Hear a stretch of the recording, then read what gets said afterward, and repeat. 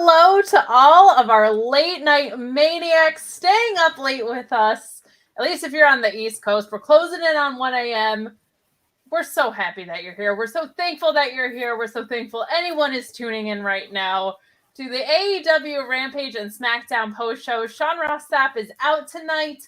He had dental surgery. I was going to make some joke about him trying to get taller or something. I didn't really have anything. It's late. If it was earlier, I would have been right there with it. But we're so thankful to be joined by my co-host, Maxwell Jarrett Bailey. How are you doing? Ladies and gentlemen, unless you're deaf, dumb, blind, stupid, or, let's face it, poor, my name is Jarrett Michael Bailey, and I am the fastest rising star in professional wrestling media. Started out True Heel Heat Wrestling, then went over to Fightful Overbooked, and now I'm here on Fightful Wrestling just to prove to all of you that I'm better than you, and you know it. Kiss the ring, Kate. Wow. There we go. Well, we hope you're not too poor because we hope you're going to get in those super chats. We hope you're going to get in those Humper Chats. If you're not familiar with Humper Chats, head over to humperchats.com. Works very similar to your good old super chats, but Fightful gets to keep a little bit more of the pie. I know it's a little bit of a funky setup over there, but it really does help us if you are able to figure it out. And please leave a thumbs up on this video. Weirdly, not everyone is staying up till 1 a.m. Eastern Standard Time. So if you give us that thumbs up, it helps people find us in our algorithm. So we are going to get started with AEW Rampage. It was a more eventful show, which actually doesn't say much because I didn't feel like a ton happened. But we know you guys like starting with Rampage better, and it's already 1 a.m. We're not going to wait any longer. I love how this show started. I don't know about you, Jarrett, but I thought this was one of the best matches I've seen Butcher have. I don't know if it's because he's working alone, but I thought this was a hell of a way to open. Yeah, no, it was really good. I'm glad to see Butcher back. I mean, he missed a lot of time because of a hand injury. And they really played into that story with him and Darby. He just beat the living hell out of Darby, though, didn't he? He just threw him around like a rag doll. There's no one better in professional wrestling today that makes getting the hell beat out of them look so good, and is just so willing to take crazy bumps like Darby. So yeah, I'm glad that Butcher got a little bit of that spotlight. I think that him and Blade are kind of one of the more underrated tag teams in the division that kind of get forgotten about, but they're both really good. So yeah, I enjoyed him getting that spot. The finish was kind of surprising. We don't see too many count out finishes, especially in AEW. So the coffin drop on the outside to get the win was nice. And it sets up a match next week, a tornado tag match, which is going to be hopefully really awesome. There were, and in typical Darby Allin fashion, definitely some insane spots in this. He takes suicide dives extremely literally. My favorite part of this match was when he went to go hit that coffin drop and Butcher just caught him. It gave me Samoa Joe walkaway vibes. I really love super logical wrestling. So just a really, really fun collision of styles here, in my opinion. And you're right, it's an easy setup. I thought this was a great way to be like, how do we keep the attention of fans who are staying up this late watching our product, but we can't give them any crazy debuts or any huge storyline develops because it's going to be a smaller audience. So why don't we go out there and just try and kill Darby Allin? Always seems to be an effective game plan. I thought it was so much fun. Thank you guys so much for getting in those super chats and humper chats. I know it is late at night. We do have some that we want to kick off. We have Mark Quill chiming in via Humper Chat saying that he apologizes for not being here live for the late night Rampage party. Whoop, whoop. Hopefully everyone can keep this adrenaline in his absence. Enjoy the weekends, folks. Keep cool, Gabagools. Thank you guys so much. You guys are so great. Chris Mueller Doc, who's just an incredible Twitter follower and my guy, the best dude at Bleacher Report, saying JA RRET or double T. It's so late, but here we are. There you go, Chris. I made sure. He said that I needed to get a ring to really lean into the gimmick, so I made sure I wore one just for him. It's true. And you know what? I appreciate your authenticity with that. We really appreciate that. We have Ryan the Hater Sullivan, of course, one of my co-hosts on the Mark Order podcast on Wednesday, saying, odds are I will fall asleep at some point with YouTube playing. Don't be insulted. I'm an old man. I will be insulted, and you are an old man. And Jake Salazar saying he looks like Austin Gunn and MJF had a baby. Oh, I love it so much. That's not the worst thing that could be said. I will definitely, I'll take that. There's a lot of people you don't even, I mean, I take that even just over Butcher or Darby Allin, to be honest. So I would take that as a compliment, if anything.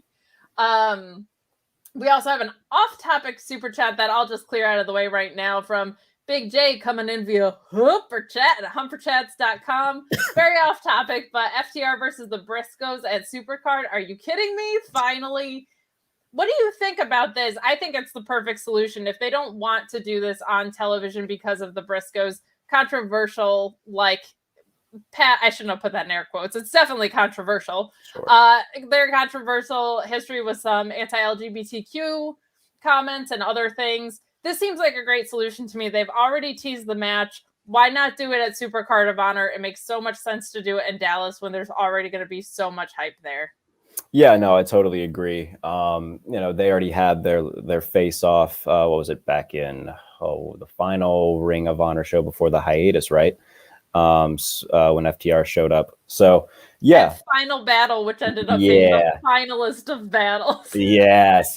So I mean, we've been hoping that we would get this match for quite a while, even before then. But yeah, doing it at Supercard of Honor, it makes sense. Obviously the Briscoes have been one of the faces of Ring of Honor for a long time. So having them do it there, I mean, it's a match that everybody's really wanted to see for a while. Very much looking forward to it. We also had someone chiming in saying that he thought that Y2J was not so great on commentary, that he was really rough on commentary tonight coming in from the Hound. I personally actually thought this was one of his better announcing performances. I'm not into the yelly stuff, but I felt like he made a lot of good points tonight. I like when he points out that we have square ring posts in AEW and how much can hurt. And going back to this Darby Allin and Butcher match, I really liked him pointing out when Darby was locking in the joint manipulation of his hands, how much that would also screw with him being able to play guitar. I thought this was a better performance from him, but he is definitely polarizing overall and even more so on commentary. I actually like his insights into things. It's just the delivery that sometimes I'm like, dude, we're coming in late night. I don't need you yelling at me. How did you feel about Jericho tonight, and how do you feel about him overall? I think I'm just over Chris Jericho right now. That said, I can't root against him next week because I'm not giving up the fact that I'm not going to root for John Silver. I'm going to stick to that narrative that I'm just not a John Silver fan. But he did have one spot tonight on commentary that made me laugh during the Red Velvet Leyla Hirsch match, where he said something like, you know what her shirt says? And Starks is like, legit. And he waited 5 seconds. He's like, yeah, that part, that made me laugh. So yeah, I mean, I don't know. It's up and down with Jericho. He's a polarizing guy. You either love him or you don't. But hey, wherever they go, whenever he comes out, people are going to sing Judas. That gimmick is single-handedly keeping him over. And so it's a weird place to be. And I'm tired of hearing him say sports entertainer. I know that it's supposed to piss us off, but it's pissing me off. See, I actually kind of have liked this more recent rendition of him because who's a bigger heel to AEW fans than sports entertainment? I think that's smart. So, but I get it. For some people, that's kind of like teetering on go home heat, but his ability to adapt to things like that is how I think he's had such a long career. But we did have a super chat coming in from ShotKid29 saying, Darby Butcher alone was worth staying up for. This was a really great opener, and they gave it an appropriate amount of time. The collision of styles was so fun here. He also adds, also FTR and the Briscoes. It's happening. It's happening. I know a lot of people have been salivating for that match. We moved on to a promo from American Top Team. I love Scorpio Sky. I feel as though he should always be in the fancies, as you called it on Fightful over BUTCH. You came in basically an Ethan Page cosplay. That's my guy. I love Ethan Page. I love Ethan Page. Huge Ethan Page fan. But this was kind of the first time we've gotten to see Paige Van Zandt in a backstage segment, I feel like, really get to speak for herself. I liked what she said. I thought it was kind of a good base to lay as I'm a babe. I kick ass, and that's what I'm here to do. Not too shabby, and I loved Scorpio here, our moderator Luis, who's organizing all of our super chats for us at 1 a.m. because he's amazing. So I give Scorpio all the belts. What did you think of this quick promo that we got? Yeah, I mean, I'm glad that Scorpio seems to be getting kind of this delayed push that we thought he would get last year after winning the Face of the Revolution ladder match. But yeah, I saw somebody tweet, I can't remember who it was, say that Paige is already better at promos than Ronda Rousey, which popped me. I thought that was hilarious. But yeah, no, I love Men of the Year. I love Paige. I know that people get rubbed the wrong way by Dan Lambert. That's fair. I mean, he's another polarizing guy. But he gets the heat that they're looking for. And, once Ethan Page comes back, I don't know where he was this past week. He might have tweeted about it actually, but I didn't see it. But yeah, no, love the Scorpio promo. Page keeping it pretty simple. Like, yeah, I'm good looking and I'm going to kick your ass. Perfectly fine by me. Before we change the subject from Ethan Page, I do have to say this because he's making me make bad financial decisions and spend money. Because I watch his toy vlogs, and I saw this Red Hood figure yesterday, and I couldn't not buy it because it's my favorite Batman character. So thanks a lot, Ethan Page. You're making me make bad financial decisions. I got Batman nails. You can't really see them with my beautiful, but they're pretty rad. They are on my Instagram. You can go check them out there. So Ethan Page just encouraging us to spend money and to cosplay as him on Fightful Overbooked. We'll take it. I will always cosplay as Ethan Page on Overbooked. He's got a great sense of style. He does. We have Jake Salazar backing me up on this. I may be alone, but I absolutely love Chris Jericho doing the sports entertainment thing. Honestly, he does it better than the company who is sports entertainment. I love Chris as a narcissistic douche. There were some things that I really appreciated on Wednesday. I don't want to get too off track here because we started at 1 a.m. and we're trying to keep the train on the tracks. But yeah. I did love him being like, we're using our real names. Chris Jericho. Like, things like that popped me huge about that. And we're going to see Daniel Garcia defect, I think, to this Danielson and Mox thing. And the other two guys in 2.0 are such characters. Like, I actually feel like this could be a really good situation. So, and Jake Hager desperately needs him. Jake Hager is the walking embodiment of the word thud.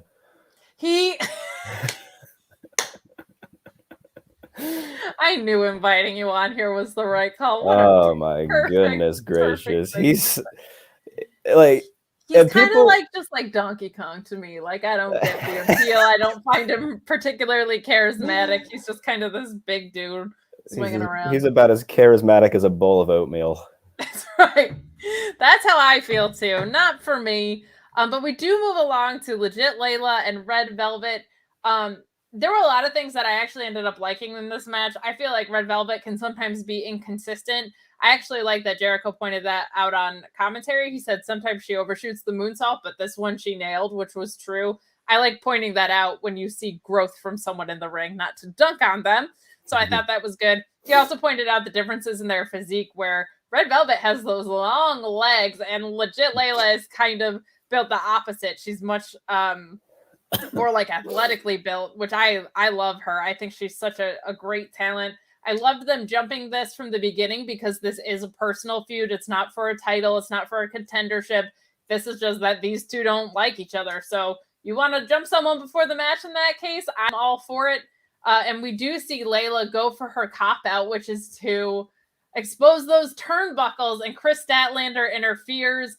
Velvet hits an awesome corkscrew and knocks Leyla out for the win here.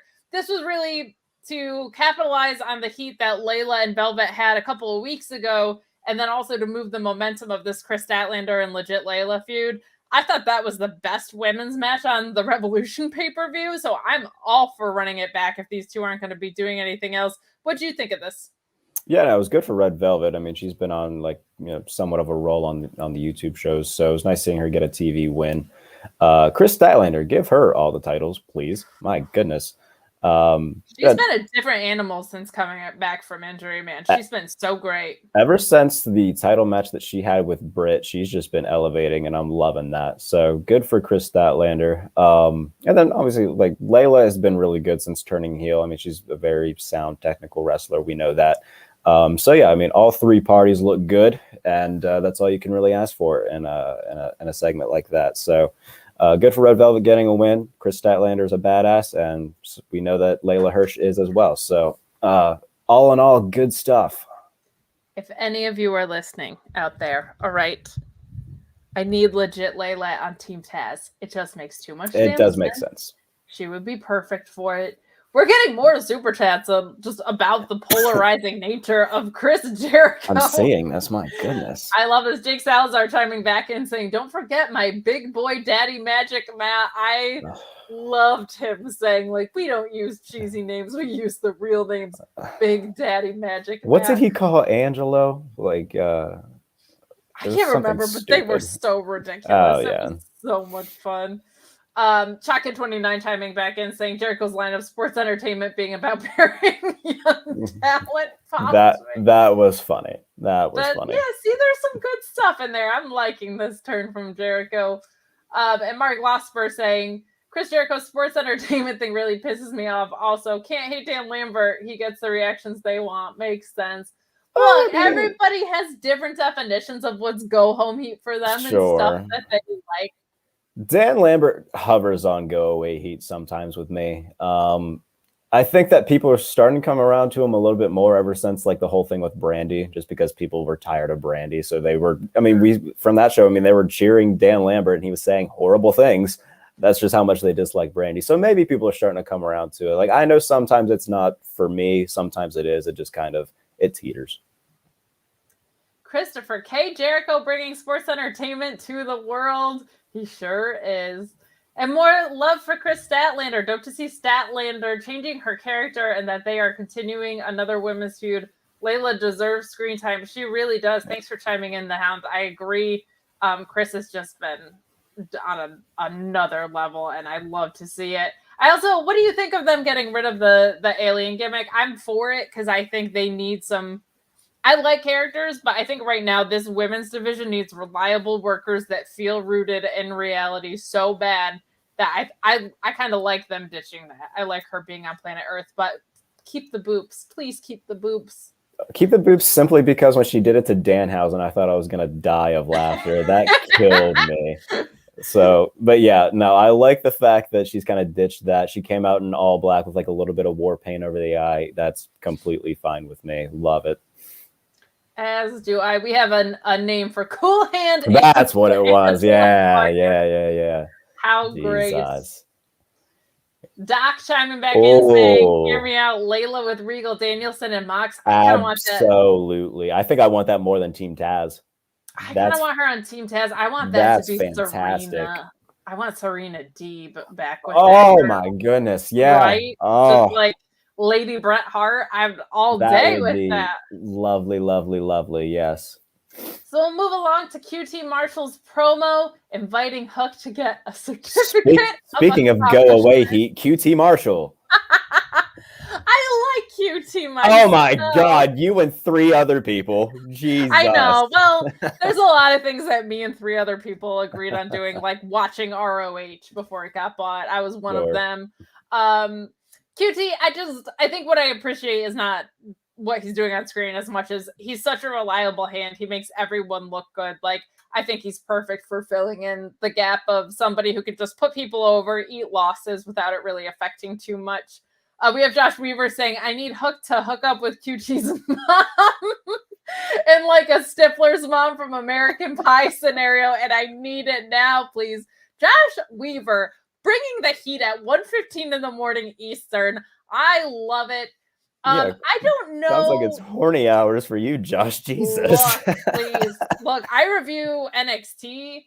That's all that they have is horny hours. Everybody's making out with everyone. At least we like cleared the midnight mark here, but not a lot like for till after dark. Yeah, exactly. Not a ton for me on this, but I just think Hook running through kind of that faction of like Ogogo and Camarado and stuff. I think that's good. I think there's something to be said of like that's an easy way to build up wins and to do it either on Dark or Rampage. It doesn't necessarily have to take a ton of TV time, but we'll get the eyes of people, enough of like the hardcore fans, I guess, to continue to build Hook. Like I really like the rise of him. They put him with people of different styles and experience levels, and I think it's been great for me. What do you think of him running through this stable in this little promo that we got here? I was notorious, and SB3 ripped me for it, but I was so anti-Hook before he started wrestling. And then like he just got so unironically over. Somehow people just fell in love with him.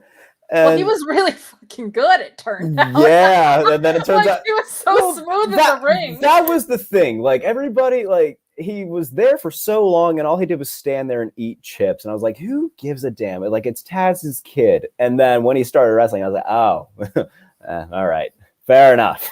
So I've very much come around to Hook, and he's fantastic. So yeah, I do love this whole run through this little faction of, like you said, the Agogos, the Camarados, QT.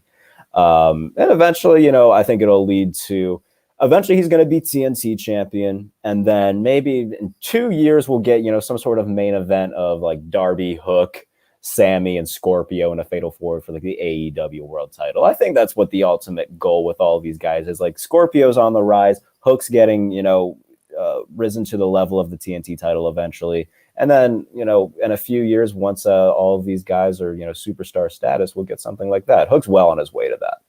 Yeah, and I think the FTW belt is a nice diversion in the meantime. Like, it doesn't actually mean anything in the belt lineage, but it's just such a good prop and would mean something more to him because it's his family than it would ever mean to Ricky Starks, who I think is ready to move on. We got some more super chats coming in and saying, people want to talk about Chris Jericho, so whether you like him or hate him, it works. We're making money off of him, so thank you, Chris.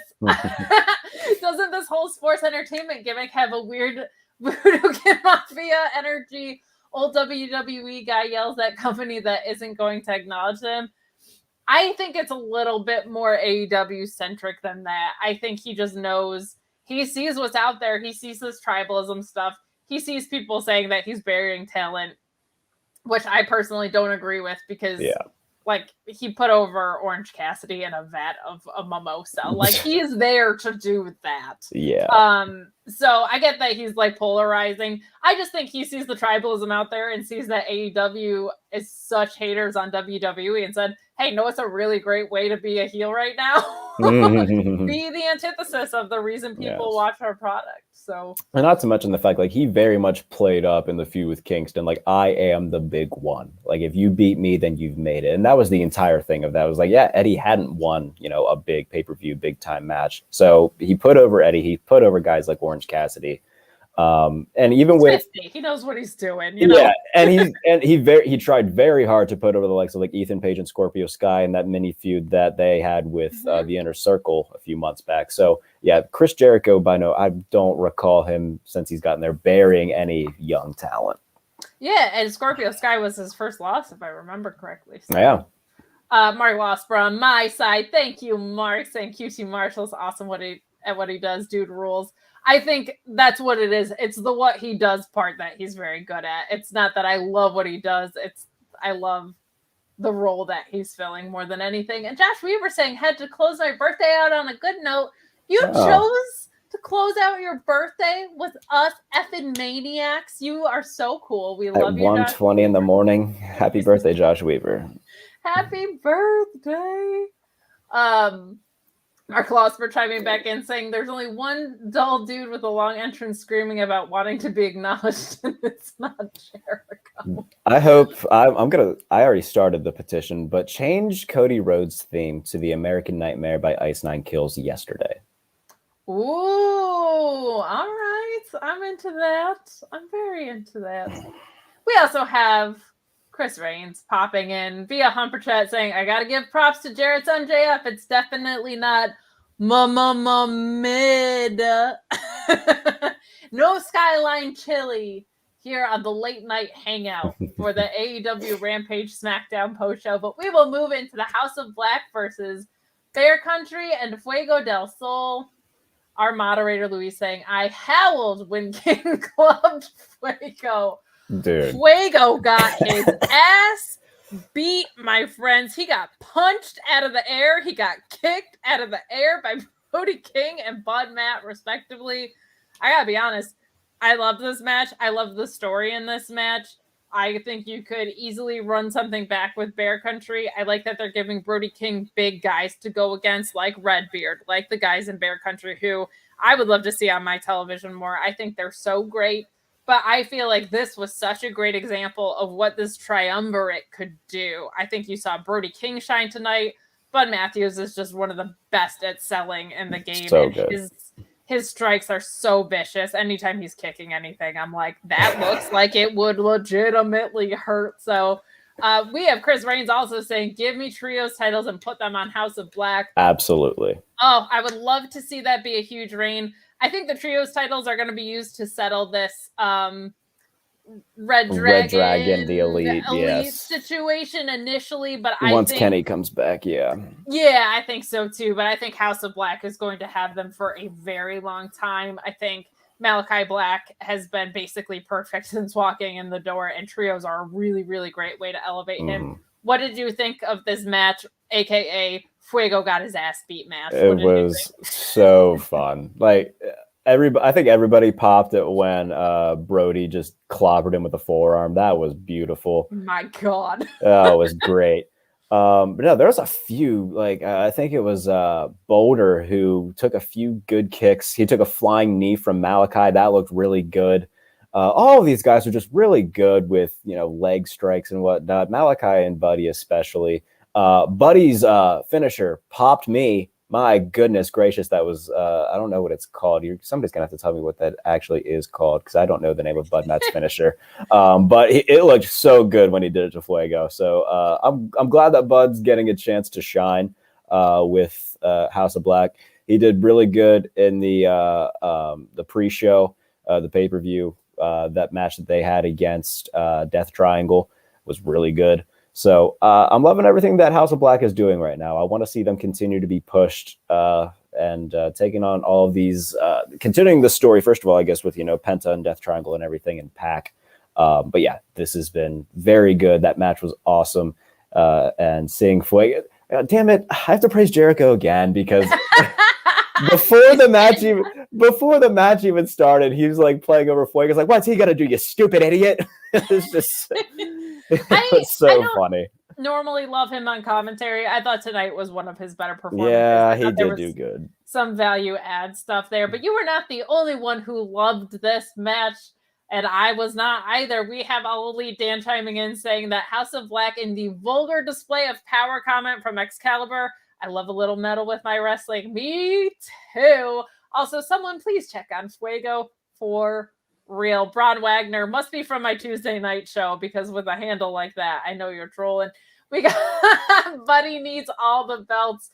I love Bud Matthews. I always take, when he's been on, the moment to just put over Sean's interview with him. He was so vulnerable, and Sean had such a good conversation with him about how his booking in WWE really affected his love for pro wrestling, and how he kind of wasn't sure anybody would care about him when he left. I love seeing him succeed in this role. He had such a natural story to walk back in. So if you haven't listened to that interview, I think it was his top one last year. So if you're hanging out with us at 1:30 in the morning, you very well might have. But go listen to it. It was so great. We also have Mark Lossberg chiming in saying, Brody King's anti-air on Fuego was amazing. Anti-air is about the best way that you could describe that. The Hound chiming in saying, the finisher by Buddy was incredible. Josh Weaver saying, Fuego should have known that bears and fire don't mix. That's a very fair point. We all know that I fought a bear. That's how I got the scar that's on my lip. It definitely wasn't my dog biting me because he got scared by the vicious predator of wind. I fight bears. That's shoot. And as Alex said, I am also a knife kissing champion, and it was a training injury, but bears and fire don't mix. Smokey warned us all. Storm and Norm saying Kenny won't be back for a while. Hot potato the trios belts until he returns. I'm ready for trios belts between the LAX reunion and House of Black, and Jurassic Express is technically a trio. Like, there are stables that could definitely use this. So I am all in for it. And we have a general.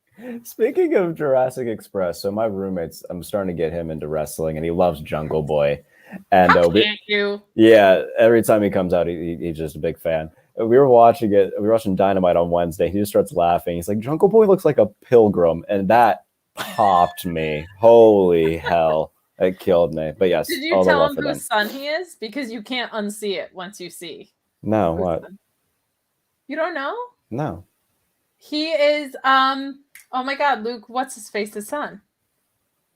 Chat, help me out. I can't remember it. I'm sorry. Luke Perry? He's Luke Perry's son, yeah. No, Luke he's Perry. not. I can't believe I got to do this moment. I actually didn't know that. Oh my God. And now you won't be able to unsee it, but I didn't know either. Yeah. Holy hell. Yeah. You're right. I can't unsee it. Jesus. It is freaking wild once you like put two and two together. Yeah, no, I did not know that. Luis, who's moderating our super chats and is so great typing it out for me. What a guy. Not only keeping our chat straight, but just making me look smarter. Fear and Loathing in New York City saying, Happy Friday, Kate. Hello, new guy. New guy is Jarrett. Hello. Go follow him on Twitter. He's so wonderful. Saying CM Punk closes out 2022 as a trios champion. Who are his partners? I don't know. He's only got 2 friends in the company, apparently, so it would probably be Sting and Darby Allin. It seems like it would be, but I know in various interviews he said he's just been like making up excuses to pitch him and Danielson tagging together, but I don't see him. And we know he's friends with Mox too, because that was his surprise partner for the tag match with FTR. I'd be very okay like turning Punk kind of like tweener and putting him with Mox and Danielson and giving them a few young guys. That'd be great. That would be fantastic. Though I think he's gonna be on a singles champion run for a little bit. I do too. Louis saying in a perfect world, Mustafa Ali and some other Chicago wrestler. I love it. So moving on, we also get a promo from Penta here. Not a ton to write home about, but what did you think of this quick promo that we got? Anything that Penta and Alex do is gold to me. They're great. And I've become such a big fan of Alex because I watch the Toy Hunt vlogs that he's on with Ethan Page. I'm putting Ethan Page over so much every time I do a Fightful show. That's my guy. I've become a ginormous fan of him. He tweeted it out maybe a week and a half ago that it's been a year since he joined them. So good for Alex. He's been so good because like Penta can give promos and just his normal Spanish passion get his point across rather than doing it in a way that he might not be as comfortable in. And having Alex there to translate, like that is the perfect dynamic, perfect example of wrestler and translator that you could possibly have. They're great. Love everything that they do. I in general prefer if people have a native language that they feel more comfortable speaking it, because I feel like when they don't have to, and I can't even imagine translating something in your head and delivering a promo. Either one of those alone is hard enough, but I find that the passion translates super well. So I'm definitely with you on that. We have a Maxwell Jarrett Bailey promo schedule for Dynamite. Do we? Oh, yes, we do. Not me. The actual. Yeah. Okay. Continue. I was kayfabe, bro. I'm sorry. I broke kayfabe. Yeah. I did. He would be so disappointed in you. He would be. By the way, he would roast the absolute hell out of me. I'm such an easy target. There's so much to go at. I didn't even go with Jeremy's Twitter DMs gimmick. I was trying to spare you that, but if we're bringing up MJF roasting you, I feel like that's what he would go after. Oh, 100%. Share it on the apps. But we get Keith Lee versus Max Caster to close this out. We get Anthony Bowman saying, "We ain't afraid of your King Henry VIII sounding ass." What a line. That popped me. Is around here a lot. He came up in the Indies in the Northeast and in New Jersey. Absolutely love him. My favorite thing about his trajectory and his career path is that WWE literally forgot to sign him. They genuinely forgot to extend him a contract. Sean told us that on air one time, and my jaw was just dropped the rest of the episode because it just cracks me up. But this was a really fun match. This whole episode, we just saw people getting swatted out of the air, continuously. we see Swerve coming in at the end. We have so much love for Swerve. We get super chats about it all the time. Like Reese Power, who said, "Man, Swerve is so effortlessly cool." Yep. He is, yeah. Chris Reigns chiming in via Humper Chat saying, "Everyone loves Keith Lee, for he is limitless, so let's bask in his glory." He looked great here. I just love seeing him feel comfortable and at home and getting to work in the style that he kind of like, I feel like got over in NXT, that got stripped away from him on the main roster. And now, slowly but surely, it's settling back in. Mark Losper saying, you know who is great? Keith Cleveland Lee. Ain't a bear cat, I promise you that. What did you think of this match? And we'll talk about the shenanigans after. But what did you think of the match itself? Bowens, I can't get over Bowens saying the Acclaimed isn't afraid of your King Henry VIII sounding ass. It was so funny. Bowen, like, I understand that like Max Caster has been largely looked at as the mouthpiece of the Acclaim, but Bowens has done so well recently in helping get himself over, really. So I love Anthony Bowens. Caster looked really good in the match. Every time Keith Lee does that leapfrog, man, it is so brilliant. So no, it was a really well done match. I think both guys looked really good. That furthered the story. Hobbs came out and had a little bit of a stare down, so we kind of got that progression with him and Team Taz during the match. So I liked the match a lot. I'm starting to come around it. Like, I've been very outspoken about like not being completely in on Max Caster, and I like Bowens a lot, still not there on Caster. The more I come around, like, listen to Max Caster, he's had a few little hiccups with a few like tone deaf rap moments. I mean, he did the Duke Lacrosse thing and then referencing Putin. Didn't like that. I got to understand that he's young though too. So coming around to Max Caster a little bit more as time goes on. He's really good in the ring. And yeah, I hope that the Acclaim keep getting these shots because they're extremely charismatic. There's no doubt about that. So we'll see how they can continue to rise up the tag ranks, and who knows, maybe they'll each get, a few more of these matches could give them, small singles pushes.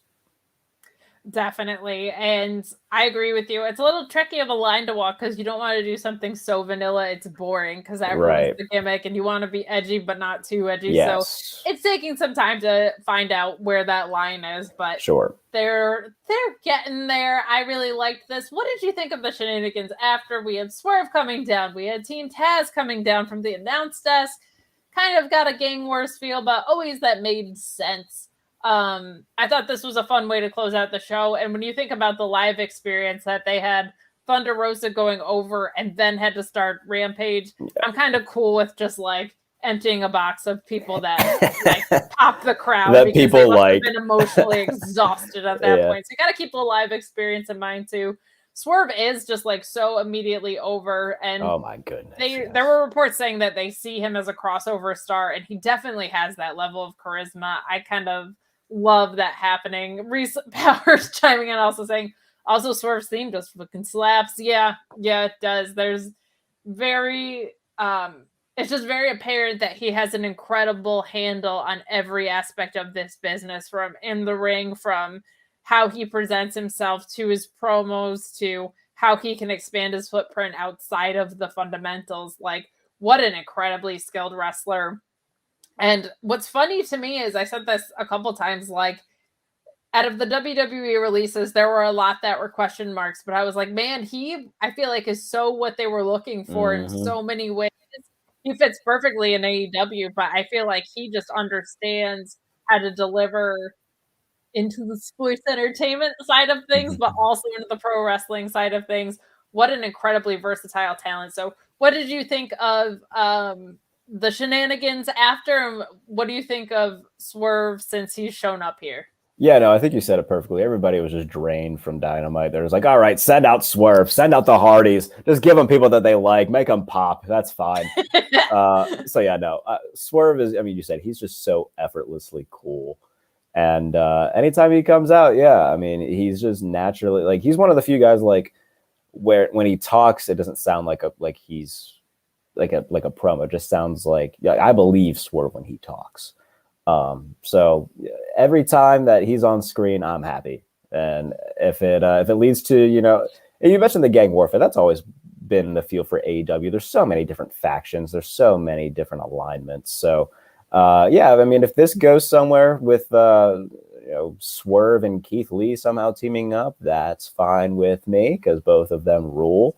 So we'll see where it goes. But yeah, anytime Swerve is on my screen and Keith Lee is on my screen and they're together, that's beautiful. Hell yeah. Josh Weaver saying everybody scissors the Acclaimed. That's true.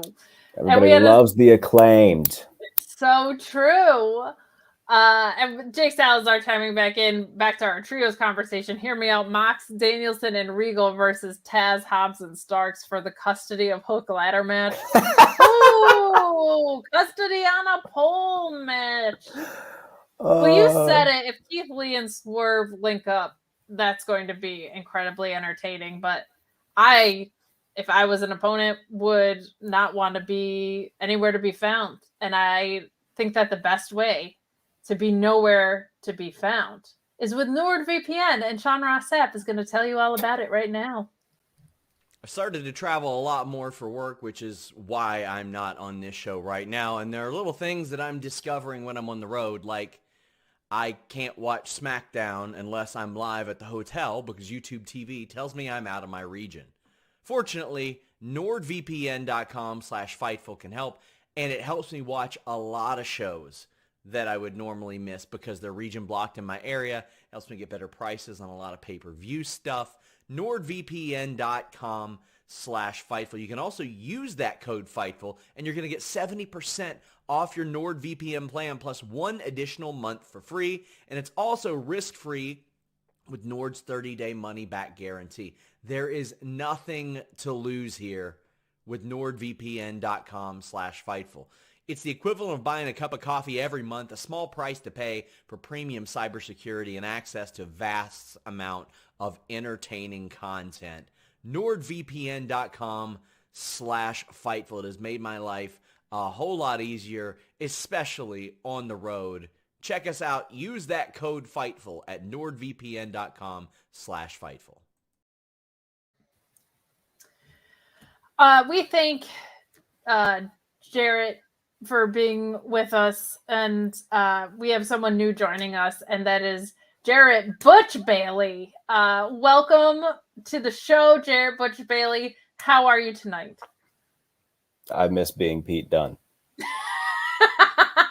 I know that's right. Guys, before we swing into SmackDown, I know it's late. We appreciate how generous you guys have been. Please get in those super chats, get in those humper chats, and subscribe to Fightful Select, would you? Because there's a bit of a news story that broke this evening about this Cody Rhodes fella going to WWE. It does look like he's officially signed there. Sean is trying to get confirmation on top of confirmation, but has a lot of details about what the process has looked like so far. Subscribe to Fightful Select, $5 a month. If Sean was here, he would threaten to date all of your moms if you did not subscribe. And I know who he is. And Sean works really, really hard.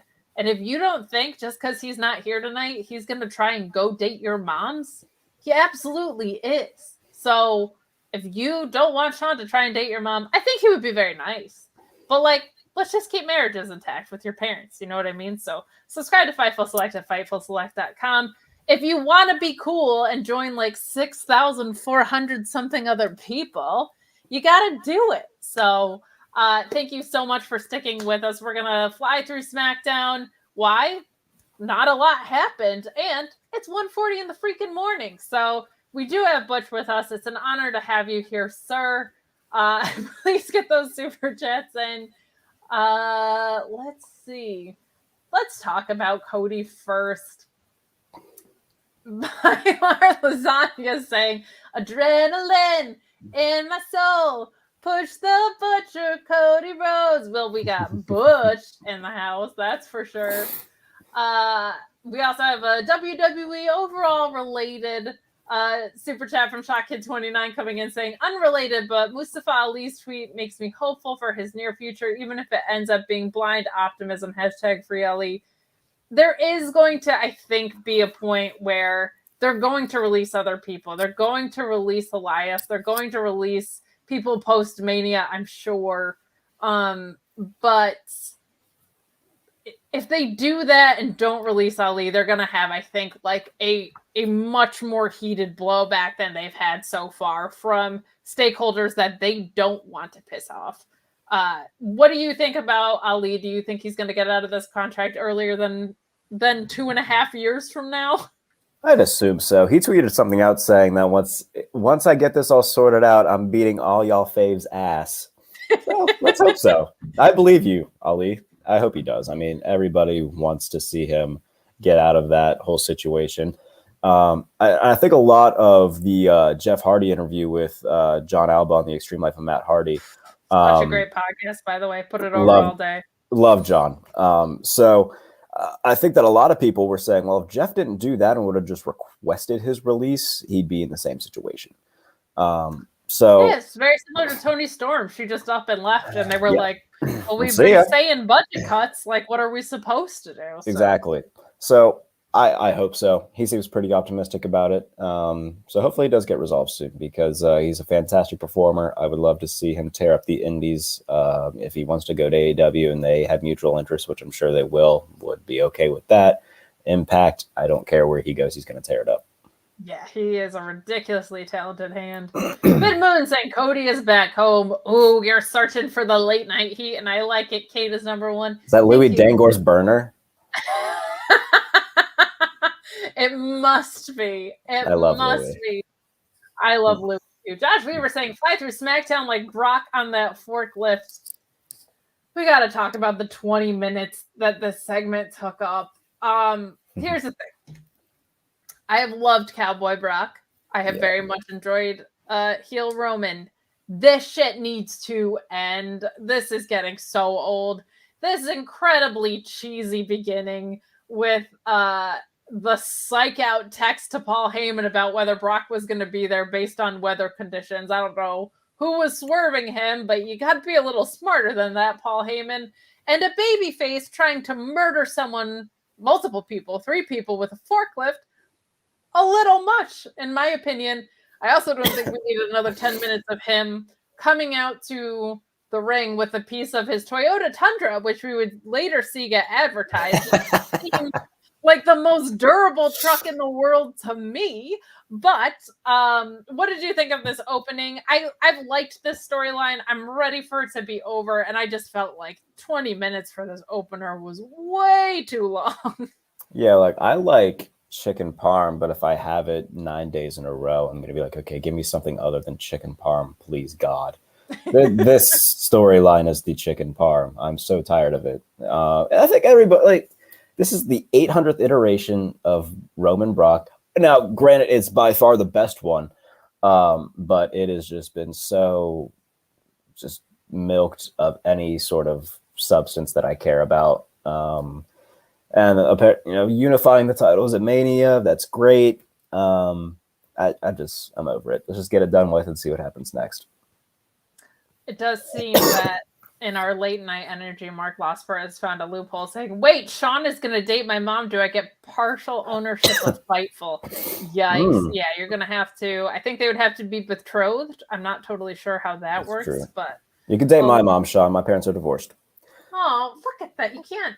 Are you subscribed to Fightful Select already now? Yeah. So you don't even have to like throw your mom in as a sacrificial lamb. My goodness. No. I'm sure Sean would treat my mom well. I'm a Steeler fan though. I put over his Bengals though, in my columns. So that's fair. It's kind of hard not to. I'm in the same boat as you. Yeah. Mark Osper also saying, I'm really looking forward to the moment when Cody is feuding with Madcap Moss, that he realizes on screen that he's made a horrible, horrible mistake. Look. Don't tell Joel Pearl that. Don't talk to Joel Pearl really, under any circumstances. If you can, I'm kidding. We love Joel, but he keeps pushing this IC title Madcap Moss narrative, and I don't like it. Control your narrative, Joel Pearl. God. But I think Cody knows exactly what he's doing and what he's getting into. I don't want to sit here and pretend to know what's best for him. I do not like the creative direction of the product right now, but if he felt like what he liked about AEW was creative control and he was like, I'm just going to be a pawn in someone else's game. I might as well go make millions of dollars doing it over there. God bless him. But I think, you know, I don't know what we can even expect, because there's been times where those organic moments that have felt really cool have panned out, and there's been times when they haven't. So it's just so weird that a guy who spent the last like 6 years just absolutely dumping on a company would go immediately right back to him as soon as he leaves the other company. It's just odd. So odd to me. It is weird to me for sure. And I just, there's no way I could ever trust that it wasn't going to be basically polka dotted, right? Like his dad. Like I would have no trust that weren't the case, because they're doing that to talent that they're trying to develop. Never mind someone else that they would have a grudge against. But sure. Josh Weaver also saying, as long as, oh, sorry, my super chats are skipping around a little bit. I think we already read that one. Oh no, there we go. As long as Ali doesn't start controlling his narrative, we're all good. I think quite possibly he has slightly different values than what they're pushing over there at the CYN Nation. Yeah. But Brock trying to murder the bloodline, cutting his promo with a truck door in the ring. Josh Weaver saying the Toyota Tundra, just stay away from Brock Lesnar. That is a hell of an ad. Not going to lie, I know it's because it's also 10 of 2 at night. We have no super chats about any of the specific segments. And Lovely. That is an indicator, which is nice because we can fly through this, but like that is indicative of the fact that this road to WrestleMania has been so weak, and it's kind of not surprising after the Royal Rumble that we got. So because we're just going to be able to dive through this pretty quickly, what are your thoughts overall about this WrestleMania card? I'm very frustrated because we've seen every iteration of this title picture, of every title picture as far as the main ones go, and they've never really done anything over the past year to build up the mid-card or the tag title. So it's either something I've already seen before, so I'm not that interested, or it's something that they haven't put an effort into, so I'm not that interested. Cody versus Seth is the only thing I'm remotely interested in, really, outside of some matches that I think will have good in-ring acumen. But what are your thoughts just kind of overall about WrestleMania? Nah, man, I'm not too excited for it. I'm like, what's the word? I'm embarrassingly excited for Sami Zayn, Johnny Knoxville, because I love Johnny Knoxville. But look, he laid in those forearms during the Royal Rumble. I can't exactly. Sami Zayn has just been knocking this whole angle out of the park. Yeah. I am a huge Sami Zayn. As am I. Anything that he's given, he turns to gold. And look, I mean, if there's any celebrity that'll let Sammy work a little bit of strong style, it's Johnny Knoxville, who's not afraid to take a bump. So I mean, yeah, we'll see. I think that'll be fun. The Raw tag title match. I mean, RK Bro has been the best thing in WWE for a while. So I mean, I'm intrigued in that. And then Cody Seth. Those are the three that I care about. Everything else, I mean, I'm a Pat McAfee guy. I mean, the whole gimmick is that I'm not Pat McAfee. So I'm kind of interested in what he does with Austin Theory. That's why you've been in clever disguises today. That's why you've been Butch and MJF. You don't want to just be the not Pat McAfee guy. Yeah. Do you remember when Lance? I think it was Lance Storm. No, it was Charlie Haas who just pretended to be a bunch of other wrestlers. It was like 2008 or something. The great Charlie, when he came out dressed like Kali, and he did so many other things. It was great. But yeah, I think that's where I'm at right now. It's just that Charlie Haas stage. That's a very, very fair place to be. Yeah. Mark Losper is saying, Kate, because my bets go so famously well, $50 that Cody is Stardust within 12 months. Buddy, I'll put that on my calendar because he lost a bet about Britt Baker still being champion on the pay-per-view after Revolution. And he made good on it to Alex on Tuesday nights, which we appreciate so much.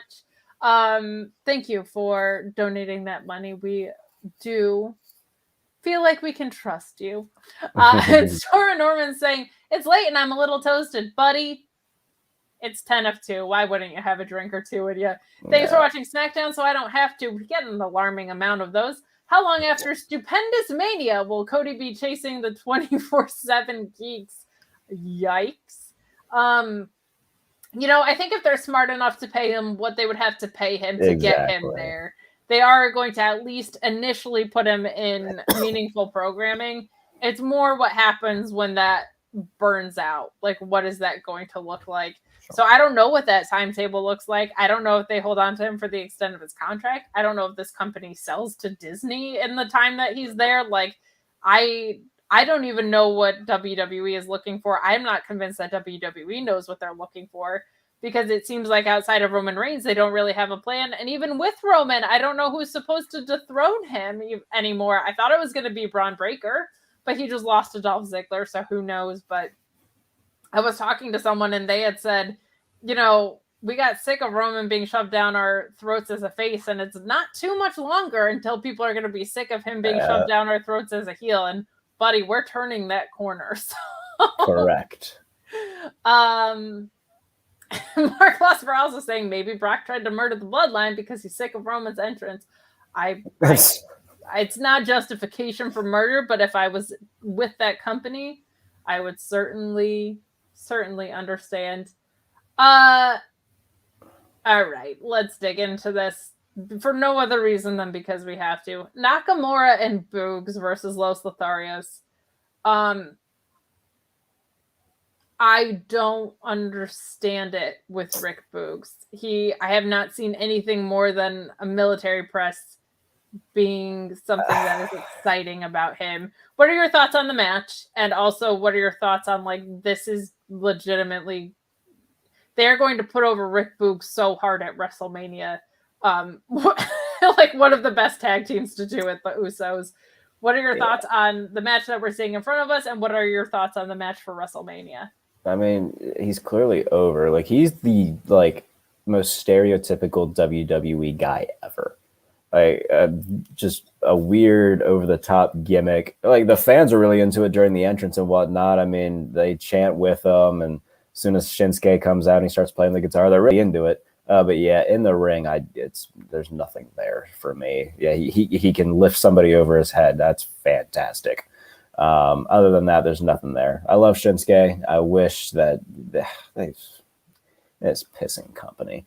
They've so royally screwed up Shinsuke Nakamura. Oh, goodness, my computer's dying. I'm going to plug it in. Get to the next segment. You go ahead and plug it in. We might be done with SmackDown by the time you get back. But Josh Weaver chiming in saying, I keep thinking it's late because you guys saying 2 a.m., but it's only midnight now in Utah.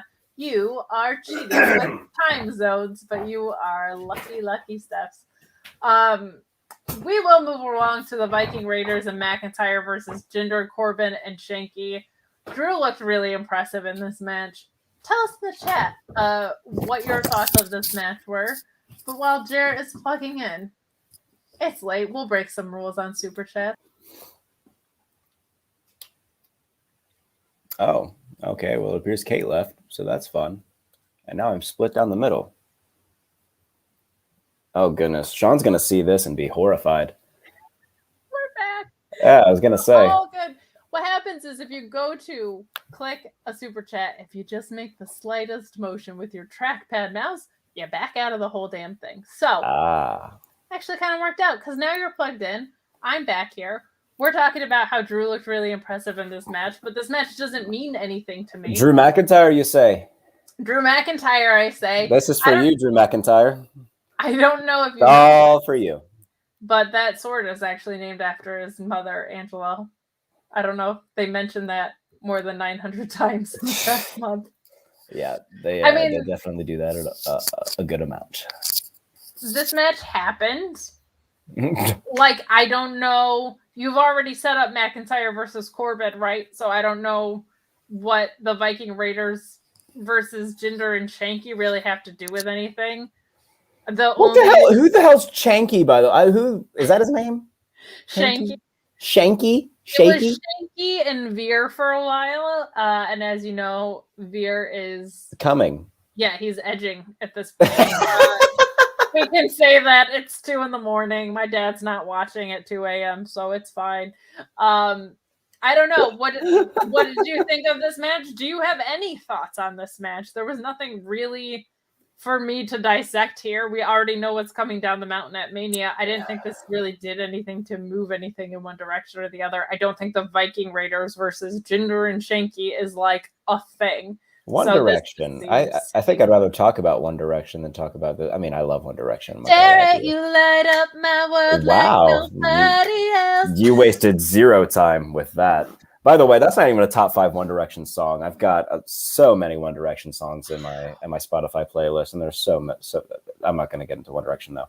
I'm fine with if we do. Everybody, and if you follow me on Twitter, you know my absolute disdain for Baron Corbin. Not necessarily the person, but just his WWE character and how it's been. It's just so god awful. Easily the worst thing on every show. I cannot stand Happy Corbin and Madcap Moss and this whole damn group of misfits and unlovable losers. God damn it, I hate WWE sometimes for shoving this down my throat. But yeah, no, this didn't do anything for me. Drew, I love Drew, and I wish that they would do something. He's fighting Happy Corbin at WrestleMania in a match that nobody gives a damn about, and a feud that nobody cares about. And he's so good, and it's just so frustrating that we're doing Brock Roman for the upteenth trillionth time, rather than giving that spot to a guy like Drew, who, like, granted, yes, he had quote unquote a WrestleMania moment, but it was in front of nobody.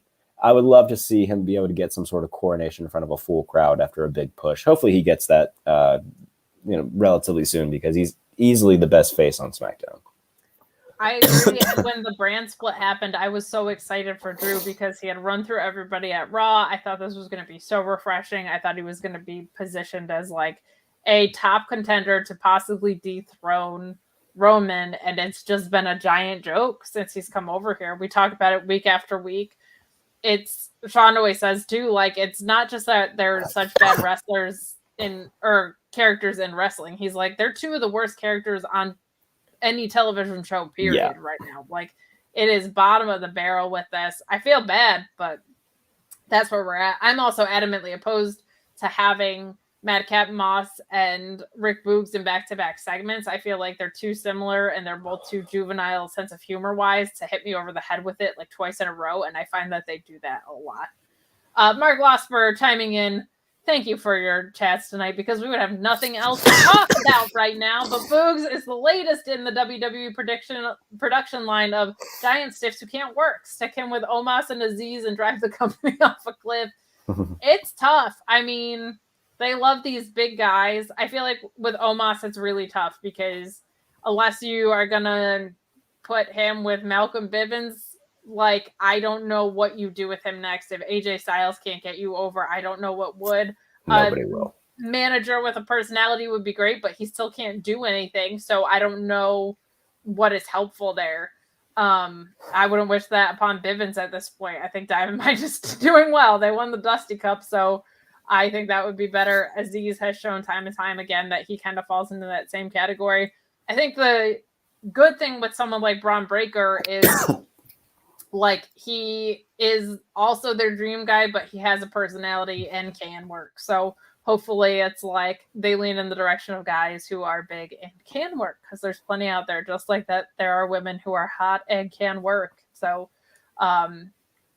you can have both. It's pretty incredible. Josh Weaver saying, you mean the Claymore from Vince's office? Yeah.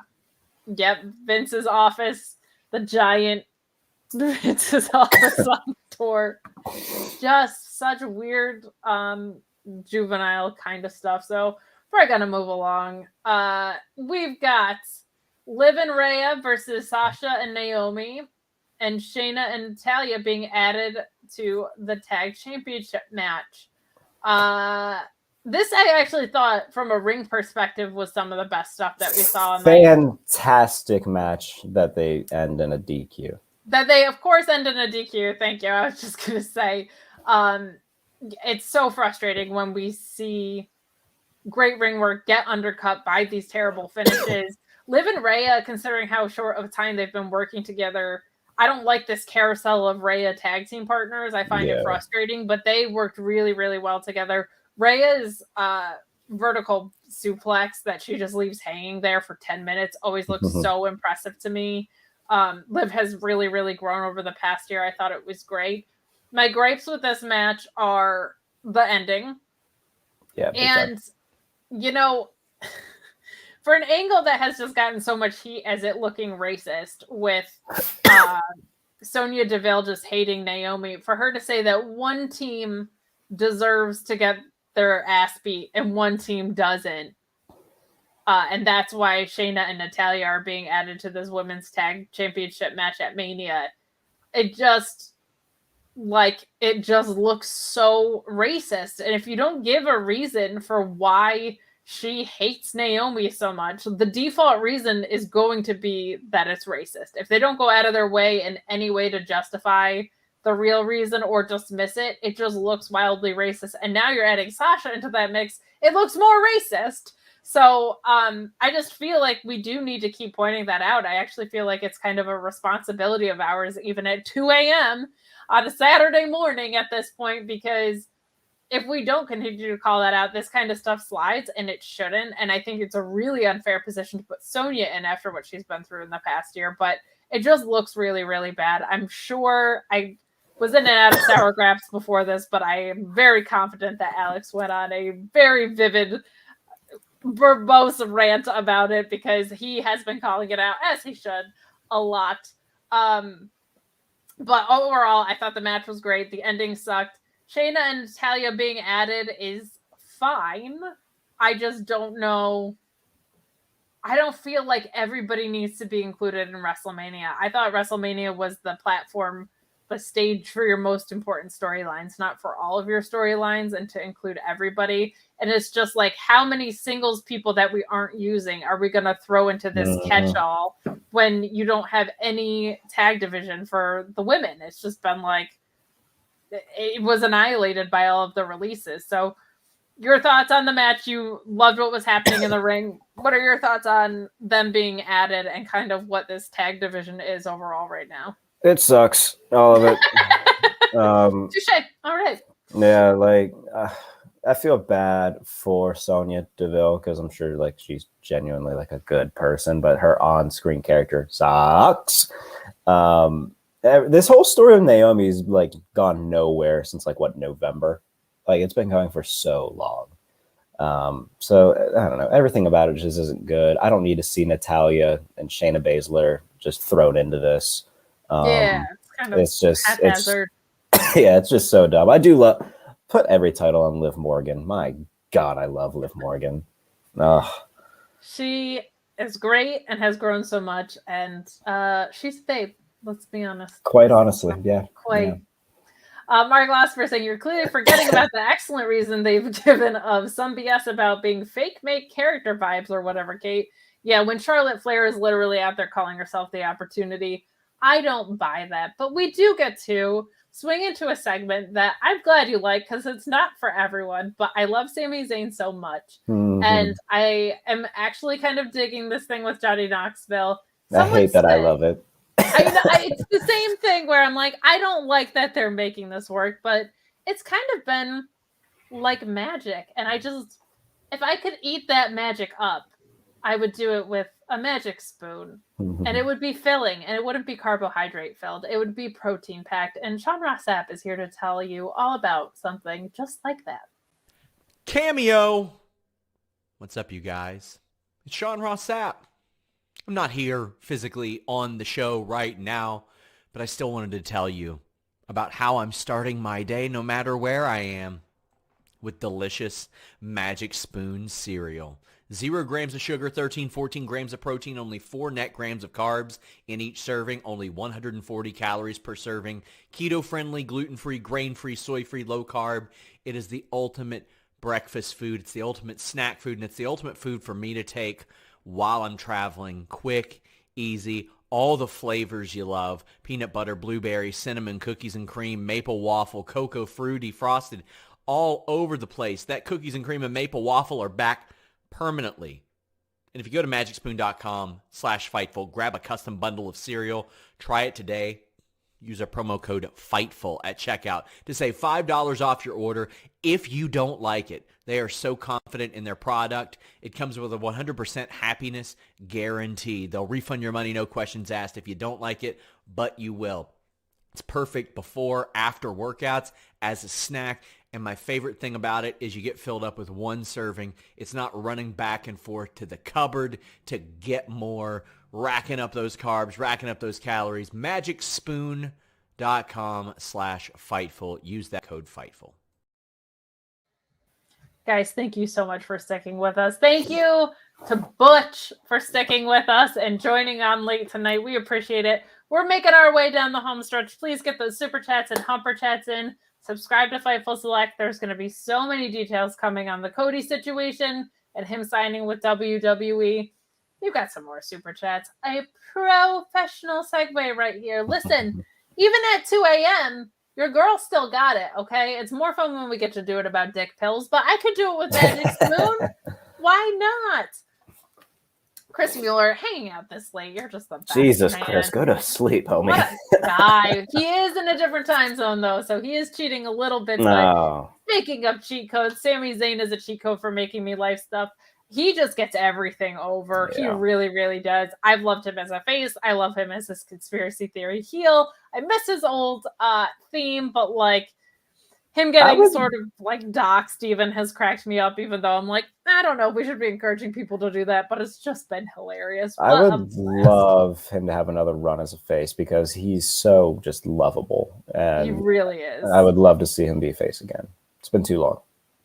So we find out that this match is an anything goes match. I don't know how many different terms we can have for like no DQ or unsanctioned or straight fight. Like we can stop making them up.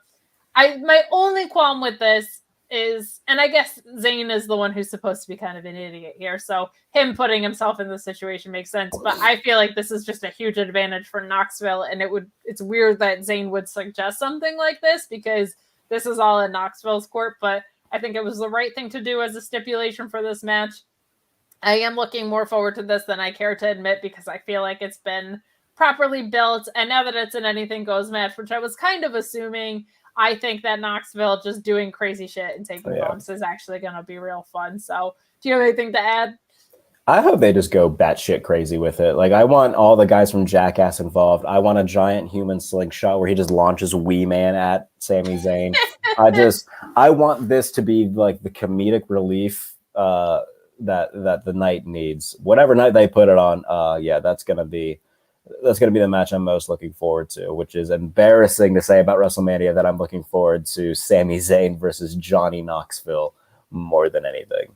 It is somewhat of a bummer. We're going to clear out some super chats left over from AEW that got in a little bit later, and then we'll come back to Pat McAfee's promo. But we have Storm and Norm saying, shout out to PSU and SRS's stunt double. Stay juicy. Hey, you stay juicy out there, buddy. We love you. Chris Rain saying, going back to the trios question, Punk and FTR managed by Bret Hart. I would just cry every Wednesday. I think I want Dax Harwood to be able to. Remember when you brought up dick pills? That you wouldn't even need your Bluetooth. No, I would. But if you do, you can use the code Fightful and just pay $5 shipping, and the rest. Goodness gracious, that would be the most penis tag team. Oh my god! What a hard dick tag team. Yeah. It's 2 a.m. We get to say things like that. Reese Power saying Max Caster versus Swerve in a rap battle. I'm sure we're getting that. They're actually like working really hard to develop the music stuff. Like it wasn't just the one concert and the one project. Those were not one-offs. It seems like they're really diving into this. Mikey Ruckus is a legend. So I bet we'll get like concert proper stuff, and I'm sure we'll get some sort of rap battle on air. But Mark Losper also saying Swerve is launching a shoe line. The dude is an absolute master of this game between wrestling and rap. Like, of course, he's launching a shoe line. He is, and you know what? They're going to be so cool, and I'm going to buy them, and I'm going to overthink them, and I'm going to be excited. And I'm not even a sneakerhead. I just know they're going to be cool. Yeah, I'm the opposite of whatever. I'm whatever the opposite of a sneakerhead is. Yeah, I don't know anything about sneakers, but I know they're going to look cool, and I'm going to buy them. My wardrobe is dressing like a vampire with like Chelsea boots and a lot of black. And occasionally like Ethan Page. Doc chiming back in saying, I know it happened Wednesday, but since she wasn't on that post show, I'm paying $5 so Kate can talk about Thunder Rosa winning the title. Mm-hmm. So I'll very quickly, so that we can get out of here sometime today, tell my Thunder Rosa story, which is pinned at the top of my Twitter profile. But basically she was doing an autograph signing in New Jersey. I was probably going to go, but wasn't sure. And then I heard her on Talk is Jericho. And she just talked really honestly about how like she got really depressed because when she was a social worker, her emotional well was just always dry. And keep in mind, she was a social worker in Mexico and she was just seeing kids die all the time. Like, what a brutal thing. And talked about how wrestling was such a relief from that. And also talked about being a woman and how hard it was to start something later in life because of your look and like feeling like you're playing catch up and always feeling like you missed the boat. And it just like hit me in a place where I needed to hear both of those things really bad. So I was like, I'm going to the autograph signing, but so that I don't make a fool of myself, I'll write her a note and then I can contain all of my feelings in this envelope and it'll be fine. And then I got there and she made me read the note out loud because they were filming a documentary. So I just was bawling my eyes out. She was so sweet. I saw her over a year later at GCW in Hammerstein. She remembered me. She took a picture with me. She like followed me on social media. And I have so much love and respect for her and what she's done. And also just a huge fan of what she does on screen. But that's my little Thunder Rosa story. I cried like huge tears. Like not like, oh, she welled up, like just disgusting. So I love her. Thank you for giving me that moment, Chris, to tell my story because I am just thrilled for her and she's such a little ass kicker. We love it. Louis saying Swerve is releasing an exclusive wrestling boot and they hump. God, he's just the coolest mofo ever. So Pat McAfee gives a promo. The amount of matches that we have and how similar it was to Rampage is ridiculous. There were only, I think, 6 matches on this whole show over the 2 hours. But we do get this promo from Pat McAfee, who I feel like keeping him behind the microphone is a waste. You're eventually just going to have this guy either as a full-time competitor or a manager of some sort because he is better than half the promos in the locker room right now, I fear. Yep. This was fine. He was told he should come out and apologize because his dream ever since he saw WWE Raw when he was a kid was to do this. And Vince McMahon said, you were mean to Austin Theory and you should apologize. And he said, I do apologize that you suck, basically. So just like a fun turn, sarcastic. This is just moving a story that I don't care very much about with Austin Theory around. I did like that he said, I'm sorry that I was basically the one who got you over because it's kind of true. Yeah. Like I have no interest in Austin Theory and I have more interest in Pat McAfee and it's supposed to be the opposite. So do you have any thoughts on this? Yeah, I mean, I love Pat. His whole promo was great. He said, is it just because you are him? I mean, that might have something to do with it, that I'm basically just a smaller version of him.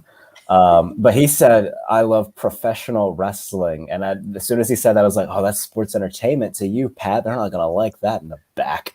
No, Jericho was like, I got you, bro. Yep.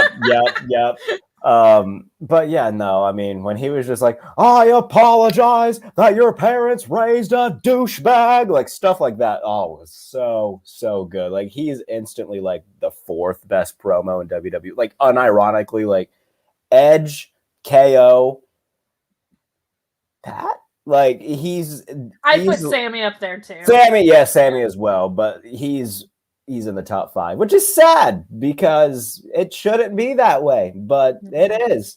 So yeah, he's great. Everything that he's brought so much life to SmackDown. He's brought so much life to Michael Cole. It's just nice to see Michael Cole actually happy. Yeah, he's like having fun after all those years of being trapped with Lawler. And I think, to be honest, like it's not even my favorite style, but because SmackDown is in so much need of life right now, like I've grown to appreciate it so much. It's like that's not even the type of announcing that I like, but SmackDown's such a dry product that I am all for it. Yeah. So we'll move along to Kingston and Holland, then into our main event. So if you have any final super chats, humper chats, get them in. We do have a humper chat that came in from Joseph Snurk saying that he's still laughing at your Jake Hager thud comment. No, I'm glad. I'm glad. That's going to be one I get to take to bed with me and laugh at as well.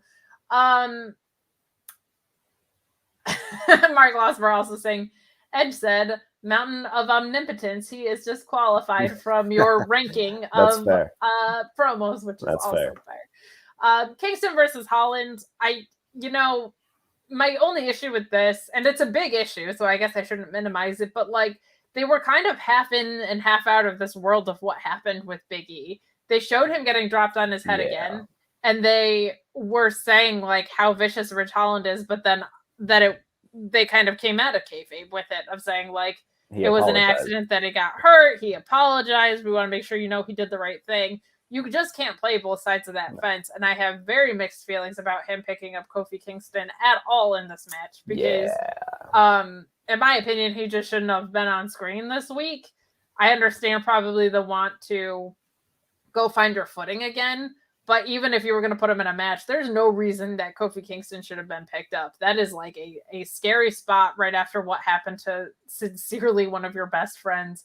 And I think it's unfair to put Ridge Holland in that spot too, to be completely honest. Like, he had this horrific accident and they're making him find his sea legs immediately the week after. That seems ridiculous. So the match itself was fine. There was definitely a point where Holland had him up there that I feel like I saw Kofi Kingston's face be like, hell no, and he countered it and got down.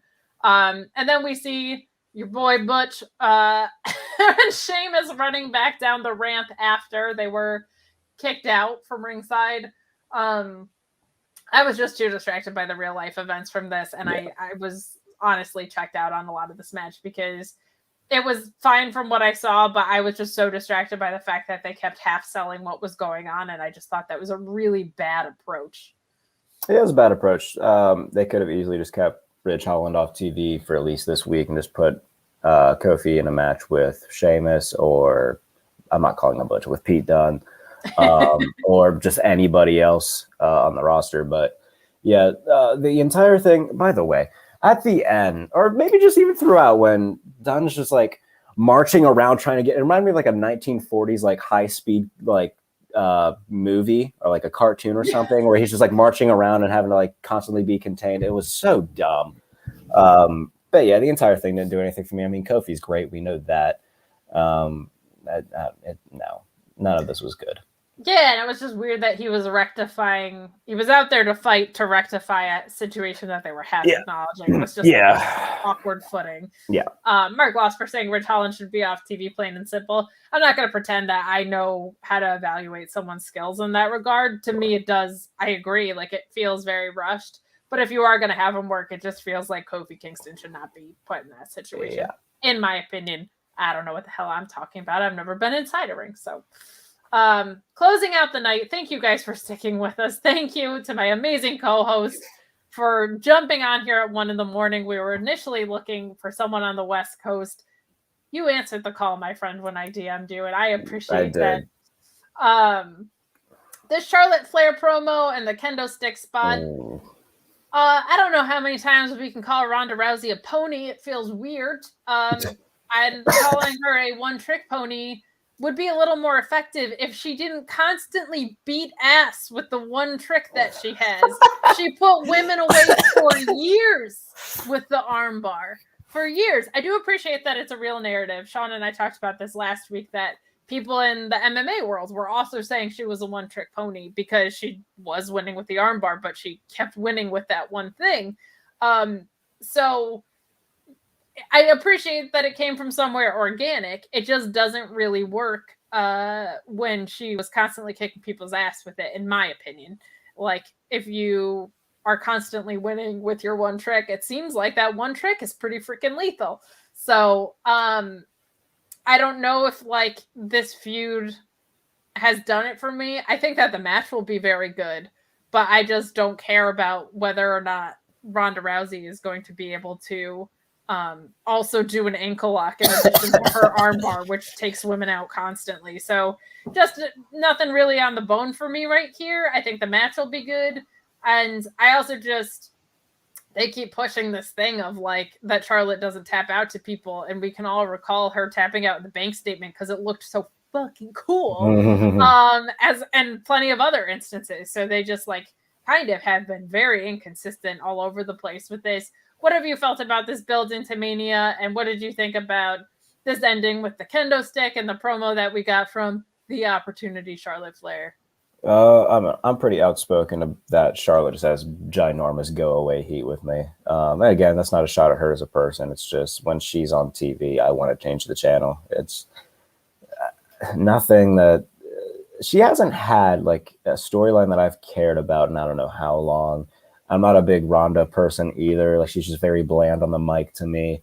So yeah, this whole thing, I tweeted it earlier. I said I could not give less of a fuck about this. Like this is not. I'm not gonna watch the. It probably will be a decent like in ring performance, but I could not care less. Wish I did, but I don't. Yeah, I get that, and I feel like so much of it has just been Charlotte's been so overbooked. Like it's Very just much burnout. so. And it feels like they keep stifling Sasha. I'm hopeful that this means Bailey is coming back if she's doing this tag thing with Naomi. But I feel like Sasha has clearly been the star that people have been interested.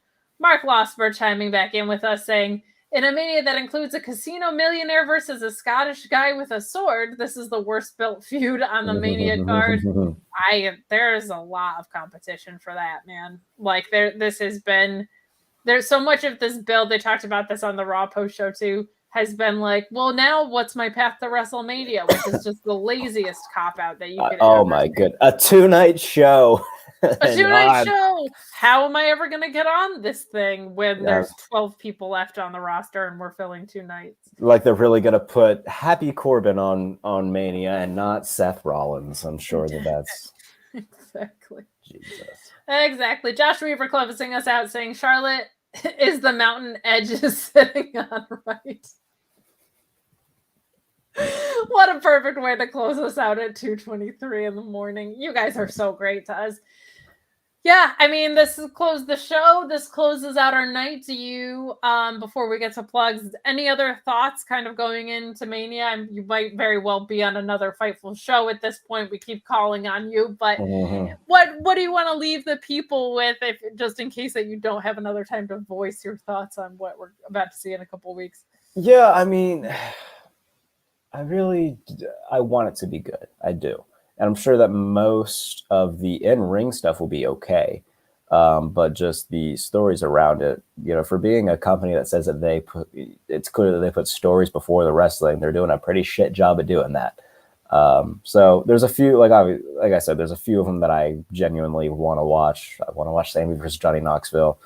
I'll watch the Raw tag match because Arcade Bros has been fantastic. I'm sure the stuff with the Street Profits will be really good, and Alpha Academy. And Seth and Cody, yeah, that'll be great. Very much looking forward to that. But outside of that, not a whole lot. Like, does Ricochet even have a match yet, by the way? We do need to talk about this, and especially with Scott Hall passing, you would think they would do some sort of intercontinental ladder match type thing. He is, I think, one of the more notable IC champions that I can think of.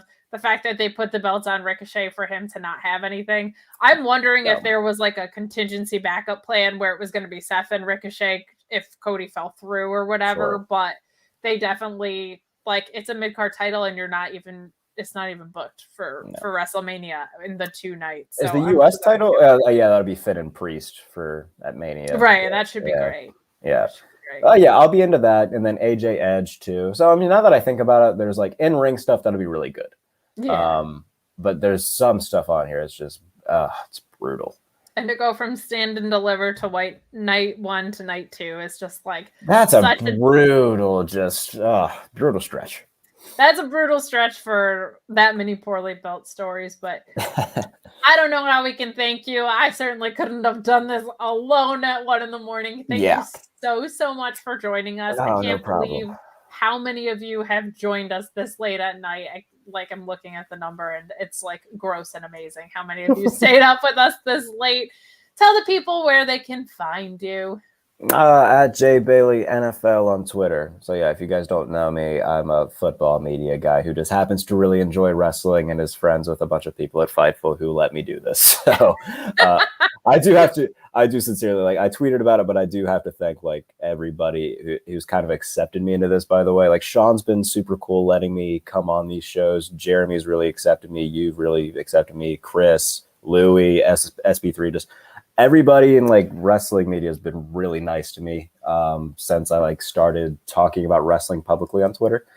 So yeah, it's been really nice, and I appreciate that very much. So yeah, I'm glad I'm able to do stuff like this, even if it's at 2:30 in the morning. So I do appreciate it.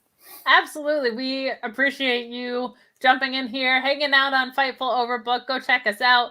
I kicked his ass. Was that just yesterday? 2 days Was ago, that just Wednesday. yesterday? No, that was Wednesday. I was gonna It say, 2 days yeah, that ago. sounds about Thank right. goodness. Yeah. We did Pillar to Post, which is our version of Around the Horn. All we were trying to do was make sure that Louis Dangourt didn't win, which we were successful in doing. And that bastard beat me.